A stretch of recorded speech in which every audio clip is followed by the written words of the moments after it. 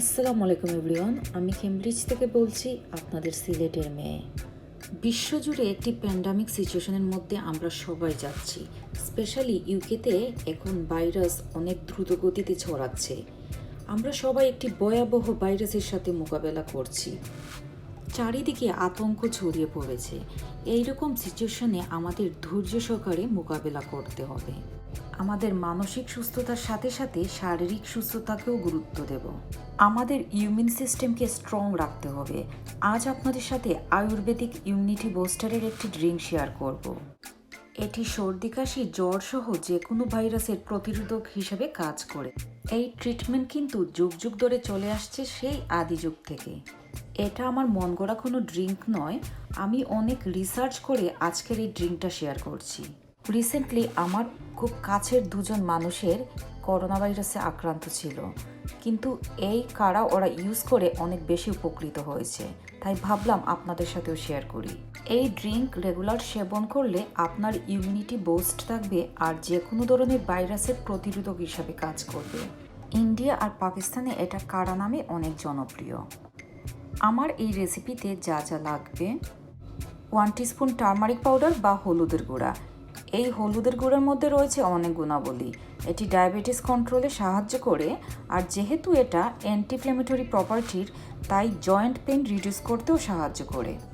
এটি একজিমা নিয়ন্ত্রণে রাখে, ইমিউন সিস্টেম বুস্ট করে, কোলেস্টেরল নিয়ন্ত্রণে রাখে আর বডি ফ্যাট রিডিউস করে। হলুদ বা টারমারিক পাউডার অ্যান্টিসেপটিক হিসেবেও কাজ করে। আমি এখানে 1 টিস্পুন কালিজিরা ইউজ করব। এই কালিজিরা বা কালঞ্জি বা ব্ল্যাক সিডস নামেও পরিচিত, আর এর গুণাবলী শেষ করার মতো না। আমাদের প্রফেট মোহাম্মদ সাল্লাল্লাহু আলাইহি সাল্লাম বলেছেন, এই কালিজিরা মৃত্যু ছাড়া সবগুলো রোগের নিরাময়। আমি এখানে 2-3টি সিনামন স্টিক বা দারচিনি ইউজ করব, আর সাথে 4-5টি এলাচি বা কার্ডামন ইউজ করব। সিনামনে রয়েছে অ্যান্টিভাইরাল, অ্যান্টিব্যাকটেরিয়াল আর অ্যান্টিফাঙ্গাল উপাদান। এটি হার্ট ডিজিজ রিডিউস করে, ব্লাড প্রেশারও নিয়ন্ত্রণে রাখে। এলাচির মধ্যেও রয়েছে ব্লাড প্রেশার নিয়ন্ত্রণের উপাদান। এটি ডাইজেশনে হেল্প করে, আবার ব্লাড সুগার নিয়ন্ত্রণ সহ আরও অনেক গুণাবলী রয়েছে এই এলাচির মধ্যে। আমি এখানে 4-5টি রসুনের খোয়া ব্যবহার করব। রসুনের মধ্যে রয়েছে ভিটামিনস আর মিনারেলস। যদিও এই রসুন হাইলি নিউট্রিশিয়াস, বাট এটির মধ্যে ক্যালোরির পরিমাণ অনেক কম। জিঞ্জার বা আদার মধ্যে রয়েছে ডাইজেশন সহ অনেক গুণাবলী। লেমন বা লেবুর মধ্যে রয়েছে প্রচুর পরিমাণে ভিটামিন সি। এটি ওয়েট লস সাহায্য করে, আবার ফ্যাট বার্ন করতেও অনেক কার্যকরী।